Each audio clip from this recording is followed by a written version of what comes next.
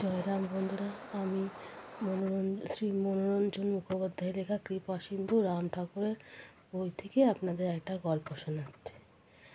একবার কি হয়েছিল, অতুলবাবু নামে একজন ঠাকুরের আশ্রিত কালীঘাটের পাথুরিয়া পট্টিতে থাকতেন। তিনি মাঝে মধ্যে ঠাকুরের নাম সংকীর্তনের আয়োজন করতেন।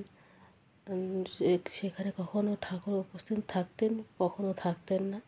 তা একবার এরকম উনি মানে নাম কীর্তনের আয়োজন করেছিলেন। সেবার ঠাকুর ওনার নাম কীর্তন ওখানে ওনাদের বাড়িতে উপস্থিত থাকবেন। আর সেবার দৈবাৎ এই মনোরঞ্জন মুখোপাধ্যায়েরও নিমন্ত্রণ ছিল সারাদিনের জন্য। যেহেতু ওটা অষ্টপ্রহর সংকীর্তন, সেহেতু ওটা সারাদিনেরই কীর্তন হয়। তো তখন এখানে মনোরঞ্জন মুখোপাধ্যায়ের নিমন্ত্রণও ছিল ও উনি গেছিলেন।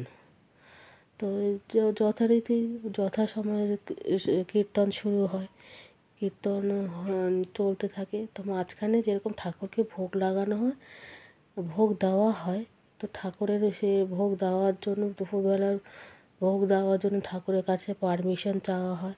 ঠাকুর পারমিশন দিলে ঠাকুরকে ভোগ দিয়ে সবাই ওখানে যারা কীর্তন করছিলেন তারা আবার প্লাস অতুলবাবুও বেরিয়ে এসে বাইরে থেকে দরজাটা বন্ধ করে দিন। নিয়ম অনুযায়ী এরকমই করা উচিত। তো বেরিয়ে এসছেন।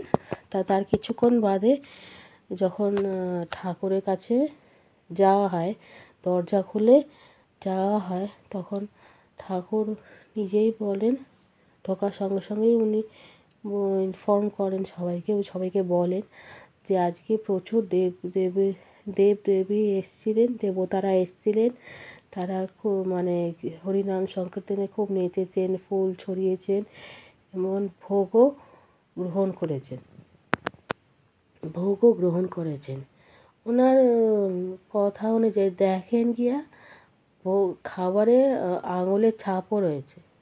তো সত্যি যখন ভোগের থালায় সবাই গিয়ে দেখলো, তখন দেখলো ওখানে সত্যি ঠাকুর আঙুলের ছাপ রয়েছে ও ঘরের চারিদিকে ফুল ছড়ানো ছিল। তো এই সব জায়গায় তো ফুল ছড়ানো ছিল। মনোরঞ্জন মুখোপাধ্যায় নিজেকে খুব সৌভাগ্যবান মনে করেছিলেন, যে কারণ হচ্ছে উনি যে এরকম একটা দৃশ্যের যে সাক্ষী হয়ে রইলেন ওনার জীবনে, এর থেকে সেই জন্য উনি নিজেকে খুব লাকি মনে করেন যে উনি এরকম একটা দৃশ্যের সাক্ষী হইলেন।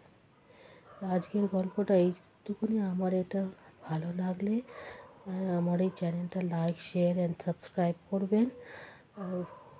নোটিফিকেশন বেল অন করবেন, যাতে যখন আমি ভিডিও আপলোড করব তখন আপনাদের কাছে যেন ভিডিওটা তাড়াতাড়ি চলে আসে।